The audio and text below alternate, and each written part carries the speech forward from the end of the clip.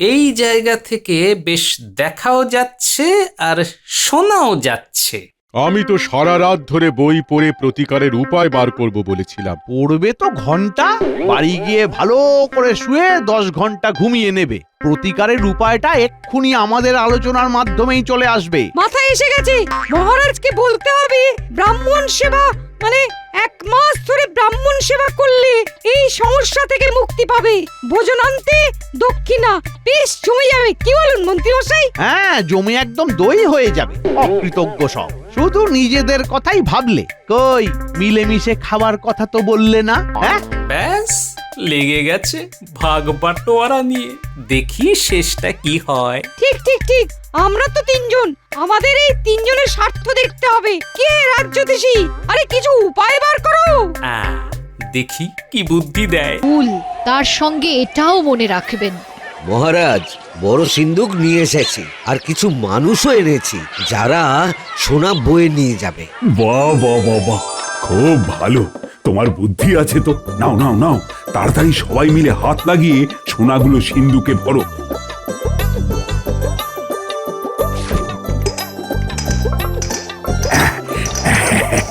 সব সব আমার। একবার সন্ধান যখন পেয়েছি তখন এই পাহাড় আমার আমার। কত আমার আমার করবেন না মহারাজ, কিছুই আপনার নয়।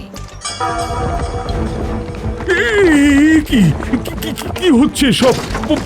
পাহাড় কাঁপছে কেন? মহারাজ মহারাজ পাহাড়ে ধস নেমেছে, ওই দেখুন পাথরের চাই কি দ্রুত আসছে। প্রকৃতির আক্রোশে পড়েছেন আপনি মহারাজ, আর কোথাও পালাবার জায়গা নেই। আমরা সবাই পাথরের আঘাতে চূর্ণ বিচূর্ণ হয়ে যাব। মহারাজ এই দেখুন সোনার পাথরগুলোর আর কোনো জৌলস নেই, গুলো আর সোনা নেই মহারাজ। কি করে হলো? কি ইন্দ্রজাল নাকি নাকি কোনো জাদু করে জাদুর ভেলকি? এগুলো সব ছিল মহারাজ আপনার দৃষ্টিভ্রম, দেখার ভুল। পাহাড় কাঁপছে, ভূমিকম্প। রানীমা সাবধান, পাহাড়ে ধস নামছে। সাবধান, একটা পাথর গড়িয়ে আসছে। রানী রানী রানী, এই তো তুমি কোথায়? এই তো আমি এখানে। উফ, উফ, কি হয়েছে মহারাজ? কি ভয়ঙ্কর এক স্বপ্ন। আমাকে একটু জল দাও। তেষ্টায় একদম গলাটা শুকিয়ে গেছে। দাসী দাসী দাসী, খুব তাড়াতাড়ি মহারাজের জন্য পানীয় জল নিয়ে এসো। যথাজ্ঞা রানীমা।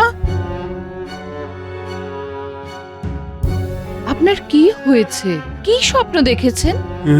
সোনার পাহাড়, সোনা তোমার উপর পড়ছে, তারপর সব কালো হয়ে গেল।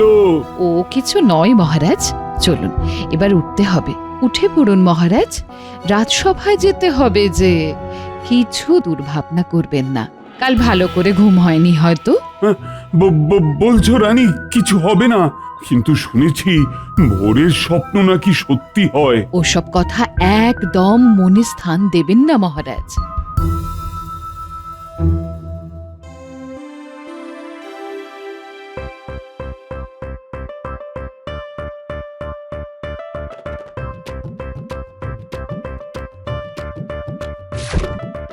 গিন্নি গিন্নি, আরে বাজারের থলেটা রাখো, ভেতরে মাছ আছে।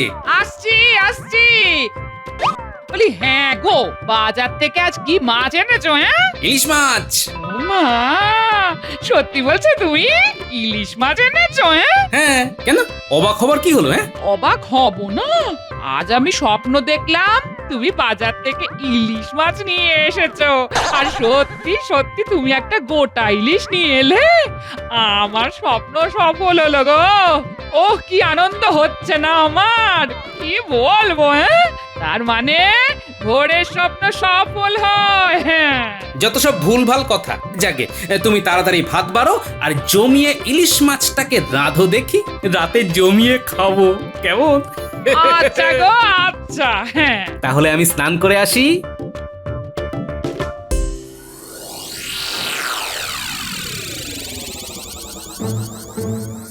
এ কি, মহারাজ এখনো রাজসভায় আসেননি? কি হলো মন্ত্রী মশাই? সেটা আমি কি করে জানবো বলো? তুমিও যেখানে আমিও সেখানে।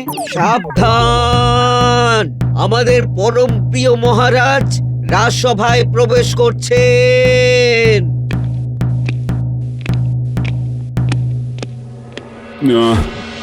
আমার দেরি হওয়ার জন্য সবার কাছে আমি আন্তরিকভাবে ক্ষমা প্রার্থনা করছি। না মহারাজ, দেরি তো সবার হতেই পারে, কারণ না থাকলে কি আর দেরি কেউ স্বইচ্ছায় করে মহারাজ? কি বলুন মন্ত্রী মশাই? আমি আজ তোমাদের কিছু বলতে চাই। একটা দুঃস্বপ্ন আমাকে এমন নাড়িয়ে দিয়েছে যে আমি একেবারে দিশেহারা হয়ে গেছি। তার মানে আপনার স্বপ্ন বিভ্রাট হয়েছে মহারাজ। কি স্বপ্ন দেখেছেন সেটা বলতে হবে। আমি স্বপ্নে দেখলাম আমি একটা সোনার পাহাড় ঘেরা উদ্যানে বেড়াতে গেছি। কি মনোরম জায়গা, পায়ের নিচে সোনার পাথর। তারপর ওই সোনার পাথরগুলো সিন্ধুকে করে নেব বলে প্রহরীকে দিয়ে সিন্ধুক আনালাম। ভাবলাম রাজকোষ পূর্ণ হলে আমার রাজ্যে উন্নয়ন খুব ভালো করে করতে পারবো। কিন্তু কিন্তু কি মহারাজ? তারপর হঠাৎ দেখি যেগুলোকে সোনা ভেবে সিন্ধুকে ভরেছিলাম সেইগুলো আর সোনা নেই, সব পাথর হয়ে গেছে। তারপর প্রচন্ড জোরে পাহাড় কাঁপতে শুরু করলো, ধস নামলো, আর তারপর আমার ঘুমই ভেঙে গেল। সর্বনাশ! কিসের সর্বনাশ? মহারাজ, আপনার তো প্রচুর অর্থ নষ্ট হবে। এই সংকেতই তো আপনার স্বপ্নে জানান দিয়েছে। সে কি, অর্থ নষ্ট? প্রতিকার কিছু নেই? এই মহারাজকে ভয়ের টোপ দিয়ে লুটে নেবার ছক শুরু হয়ে গেল। আমাকে বিচার করার জন্য একটু সময় দিন মহারাজ। আমি কাল সকালে আপনাকে জানাবো প্রতিকারের উপায়টা কি। আমাকে এখন এই বিষয় নিয়ে বিস্তর পড়াশোনা করতে হবে। বিস্তর পড়াশোনা করতে হবে? তোমার কল আমি বুঝিনি ভেবেছো? মহারাজকে সরল সাদা পেয়ে ভেবেছো গোপালকে হাঁদা বানাবে? সেগুড়ে বালি রাজ্যতীষী। শোনো, আজ আর সবার কাজ কিছু হবে না। তোমরা সবাই যে যার মতো বাড়ি যাও। আমি একা একা ভাববো। আজকের মতো সবার কাজ শেষ।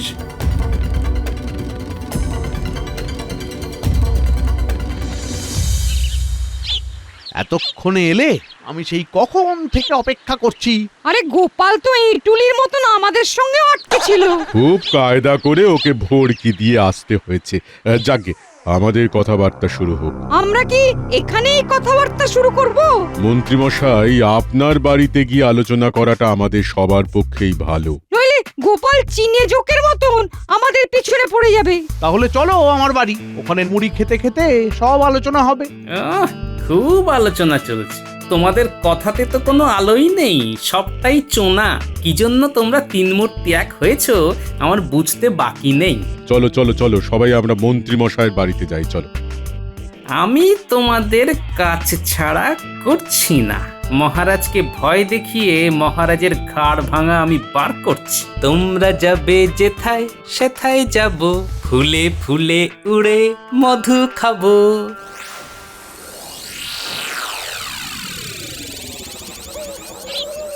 অর্থ নষ্ট, সব অর্থ আমার নষ্ট হয়ে যাবে। তাহলে তাহলে আমার রাজ্য কিভাবে চলবে? না না না না, এ অসম্ভব। যে কোনো কিছুর বিনিময়ে আমাকে এর প্রতিকার করতেই হবে। কিসের প্রতিকার মহারাজ? ও তুমি রানী, সকালে স্বপ্নটা নিয়ে খুব ভাবছি।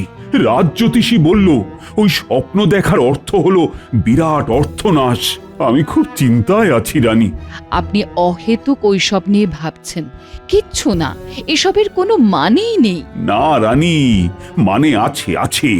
ভোরের স্বপ্ন, আমার ক্ষতি হবেই। কাল দেখি রাজজ্যোতিষী কি প্রতিকারের বিধান দেয়। আপনি ভয় পাবেন না মহারাজ, আপনি রাজা। সব কিছু যুক্তি দিয়ে বুদ্ধি দিয়ে ভাববেন। মনে রাখবেন, আপনার দিকে তাকিয়ে আছে হাজার হাজার প্রজা। আচ্ছা মহারাজ, গোপালের কি মত? এই সম্পর্কে গোপাল আপনাকে কিছু জানায়নি? এই সম্পর্কে গোপাল আবার কি বলবি? স্বপ্ন নিয়ে কথা বলা কি চারটিখানি কথা? কত পড়াশুনো করতে হচ্ছে রাজজ্যোতিষীকে।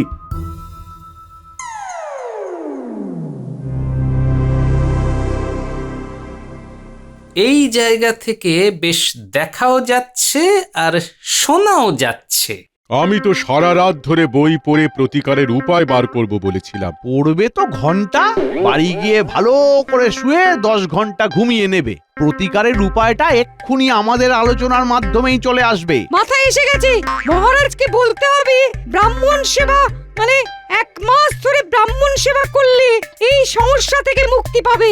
ভোজনান্তে দক্ষিণা বেশ জমে যাবে, কি বলুন মন্ত্রী মশাই? হ্যাঁ, জমি একদম দই হয়ে যাবে। অকৃতজ্ঞ সব, শুধু নিজেদের কথাই ভাবলে। কই মিলেমিশে খাবার কথা তো বললে না? হ্যাঁ, ব্যাস লেগে গেছে ভাগ বাটোয়ারা নিয়ে, দেখি শেষটা কি হয়। ঠিক ঠিক ঠিক, আমরা তো 3 জন, আমাদের এই 3 জনের স্বার্থ দেখতে হবে। কে রাজ্যদেশী? আরে কিছু উপায় বার করো। দেখি কি বুদ্ধি দেয়। আমার একটা বুদ্ধি মাথায় এসেছে, সেটা বলি? বলো শুনি। আমি মহারাজকে বলবো যে আপনি সকালে ঘুম থেকে উঠে যার মুখ প্রথম দেখবেন তাকে 500 সোনার মোহর দেবেন 1 মাস। আবার অঙ্কে ভুল হলো। 500কে আমরা 3 দিয়ে ভাগ করব কি করে? ওটা 600 করো। ঠিক, আমরা প্রত্যেকে 200 সোনার মোহর করে পাবো। তোমাদের পাওয়াচ্ছি। রাজ্যতীষী, তুমি ভেবেছো ভারী সুন্দর। আমরা 3 জন পালা করে মহারাজের সাথে সকালে দেখা করে আমাদের প্রাপ্যটা বুঝে নেব। কিন্তু তাতেও একটা কথা আছে। কি কথা? তোমরা গভীরে ঢুকতে পারছো না। মহারাজ ঘুম থেকে উঠে তো রানীমার মুখ দেখবেন। শোনো শোনো, মহারাজকে বলতে হবে নিকট আত্মীয় ছাড়া যাকে আপনি প্রথম দেখবেন তাকেই শুধু 600 সোনার মোহর দেবেন। কেমন? হ্যাঁ, বাহ, এই না হলে মন্ত্রী মশাই। আমরা পালা করে যাব, প্রথমে যাবেন মন্ত্রী মশাই। তাহলে ওই কথাই রইলো। কাল রাজসভাতে রাজ্যতীষী বলবে প্রতিকারের উপায়। তোমাদের প্রতিকারের উপায় বার করছি আমি এখন যাব মহারাজ আর রানীমার কাছে।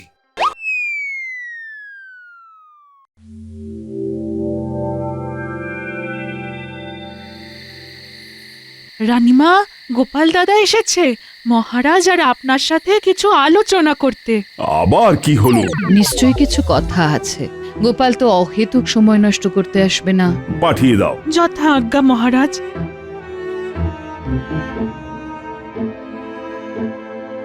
গোপাল নিশ্চয়ই কোনো ভালো খবর নিয়েই আসছে। আসতে পারি মহারাজ? হ্যাঁ হ্যাঁ, এসো গোপাল। বলো তুমি কি বলতে এসেছো? মহারাজ, আপনার দেখা স্বপ্ন নিয়ে 3 মূর্তি একটা গভীর ষড়যন্ত্র করছে। 3 মূর্তি? এই 3 মূর্তি কারা? ওই মন্ত্রী মশাই, রাজ্যতীষী আর পণ্ডিত। কি ষড়যন্ত্র গোপাল? রাজসভা থেকে বাড়ি যাব ভাবছি, দেখলাম রাজ্যতীষী আর পণ্ডিত একটা জায়গায় দাঁড়িয়ে গুজগুজ ফুসফুস করছে। আমিও দাঁড়িয়ে গেলাম। তারপর দেখি ওরা দুজন আমাকে লুকিয়ে লুকিয়ে কোথায় যেন যাচ্ছে, আমিও পিছু নিলাম। তারপর ওরা সবাই মিলে মন্ত্রী মশাইয়ের সাথে মিলিত হলেন। আমি লুকিয়ে সব দেখছি, কিন্তু কোনো কথা শুনতে পাচ্ছি না। ওমা, তুমি যদি শুনতে নাই পেলে তাহলে এত নিশ্চিত ভাবে বললে কি করে? পুরোটা শুনুন না মহারাজ। গোপালকে পুরোটা বলতে দিন। বলো গোপাল। তারপর ওরা সবাই হাঁটা দিল, আমিও ওদের পেছন পেছন যেতে লাগলাম। ওরা সবাই মন্ত্রীর বাড়ির মধ্যে ঢুকে গেল। তারপর আমি যা শুনলাম। কি শুনলে? শুনলাম আমি তো সারা রাত ধরে বই পড়ে প্রতিকারের উপায় বার করব বলেছিলাম। প্রতিকারের উপায়টা এক্ষুনি আমাদের আলোচনার মাধ্যমেই চলে আসবে। মাথায় এসে গেছে, 1 মাস ধরে ব্রাহ্মণ সেবা করলে এই সমস্যা থেকে মুক্তি পাবে। ভোজনান্তে দক্ষিণা বেশ জমে যাবে, কি বলুন মন্ত্রী মশাই? হ্যাঁ, জমি একদম দই হয়ে যাবে। অকৃতজ্ঞ সব। শোনো শোনো, মহারাজকে বলতে হবে নিকট আত্মীয় ছাড়া যাকে আপনি প্রথম দেখবেন তাকেই শুধু 600 সোনার মোহর দেবেন। কেমন? হ্যাঁ, বাহ, এই না হলে মন্ত্রী মশাই। আমরা পালা করে যাব। তাহলে ওই কথাই রইলো। কাল রাজসভাতে রাজ্যতীষী বলবে প্রতিকারের উপায়। তোমাদের প্রতিকারের উপায় বার করছি আমি এখন যাব মহারাজ আর রানীমার কাছে। সর্বনাশ! মহারাজ দুধ কলা দিয়ে তো কাল সব পুষছেন, তাহলে কি করবেন এবার? কাল ওদের আসতে দাও না রাজসভাতে, দেখো কি হয়। ওদের সাথে মজা করব, ওদের কথা মানবো। এখানে আমার একখানা কথা আছে মহারাজ। বলো বলো বলো।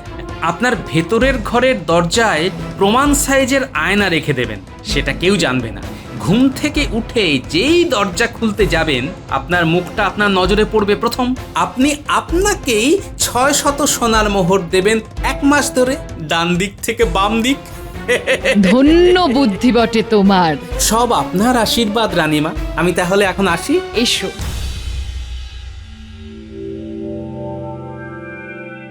আহ, কি মধুর ইলিশের গন্ধ। গিন্নির রাধার হাতটা বড় খোলতাই হয়েছে। কেমন ইলিশ ইলিশ করছে আমার মন। কি গো, ইলিশের তরে খুব খুশি পার দেখছি, হচ্ছে হ্যাঁ? উচ্চার। কিছু ঘটেছে নাকি, হ্যাঁ? ঘটেছে মানে আজ 3 জনের ঘেঁটি ধরে ফেলেছি, মহারাজকে জানিয়েও দিয়েছি। বাবা, সেই 3 মূর্তিগুলো কে কে, হ্যাঁ? মন্ত্রীমশাই, পণ্ডিত আর রাজজ্যোতিষী, এরাই সেই 3 মূর্তি। এরা কি করেছে এই একটু বলো না শুনি, হ্যাঁ? ও তোমাকে বলে কোনো লাভ নেই। ও, তুমি বলবে না তো? ঠিক আছে ঠিক আছে, তাহলে আমিও আজ খাবার দিতে পারবো না, হ্যাঁ? আরে আরে আরে কিন্নি চটে যাচ্ছ কেন? খাবার বারো, দুজনে মিলে খেতে খেতে সব বলবো। ও আচ্ছা, তুমি হাত পাগুলো ভালোভাবে ধুয়ে এসো, হ্যাঁ?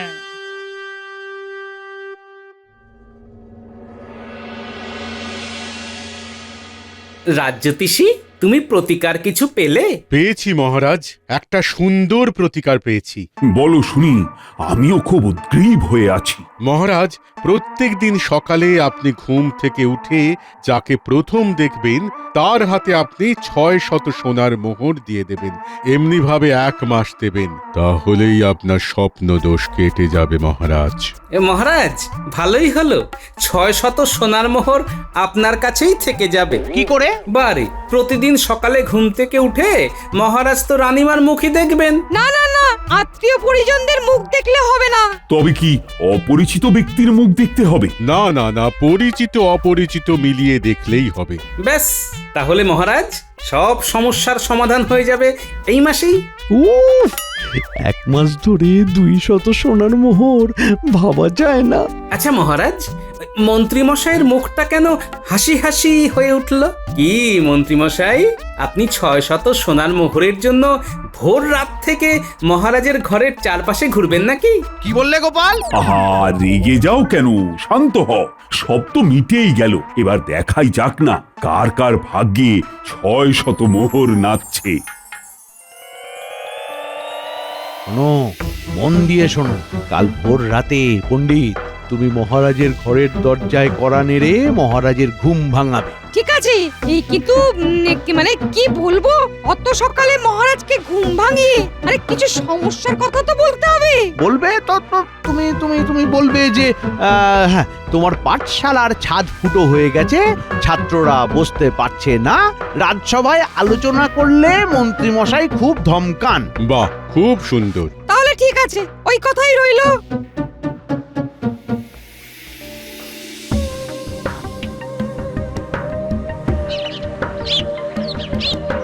পণ্ডিত, এগিয়ে যাও, আমরা এর বেশি যাব না। ঠিক আছে। পণ্ডিত মশাই, এত সকালে? মহারাজ সকাল সকাল ডেকেছেন, জরুরি দরকার আছে। আমি না গেলে অনর্থ হয়ে যাবে। পথ ছাড়ো। ঠিক আছে, যান।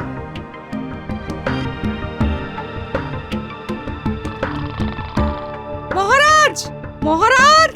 রানী, পণ্ডিত এসেছে।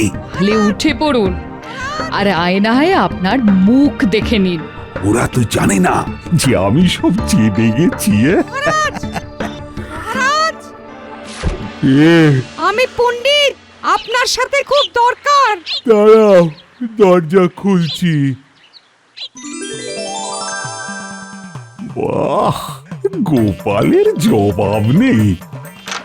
ইস, আর কিছু আগেলেই তো 600 সোনার মোহরটা পেয়ে যেতে। আমার আসার আগেও কেউ এসেছিল? কে সে? গোপাল? না না, সে আমার পরিচিত, আর তোমারও অপরিচিত নয়। কে সে? আবে, সেটা এখন বলা যাবে না, সবকিছু রাজসভাতেই বলবো।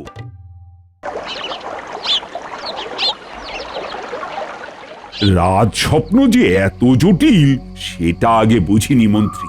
ভাগ্যিস স্বপ্নটা দেখেছিলাম, তাই কিছু মানুষকে ভালো চিনে নিলাম। মহারাজের গলাটা কেমন যেন লাগছে। পণ্ডিত, তুমি জিজ্ঞেস করলে না কার মুখ দেখে আমি ঘুম থেকে উঠেছি?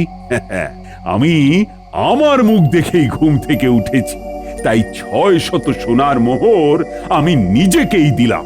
আপনি এইসব ঘটনাগুলো জানলেন কি করে? কি করে আর জানলাম? আমার আছে গোপাল, আর গোপাল আছে বলেই এই যাত্রায় পুরল না কপাল।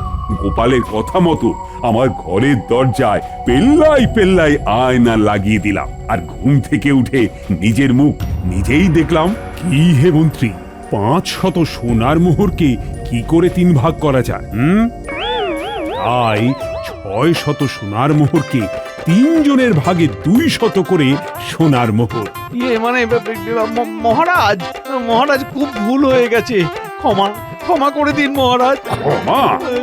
তুমি পণ্ডিত আর রাজজ্যোতিষী, তোমরা তোমাদের পেশাকে অপমান করেছো, ছোট করেছো। তোমাদের আমি আমার রাজ্য থেকে বহিষ্কার করলাম। প্রহরী, এক্ষুনি এদের উল্টো গাধায় চড়িয়ে মাথায় ঘোল ঢেলে বিদেয় করো। মহারাজ, গাধার উপর চড়াতে হবে না, এতে গাধাটার খুব কষ্ট হবে, ওরা সব পায়ে হেঁটে যাবে।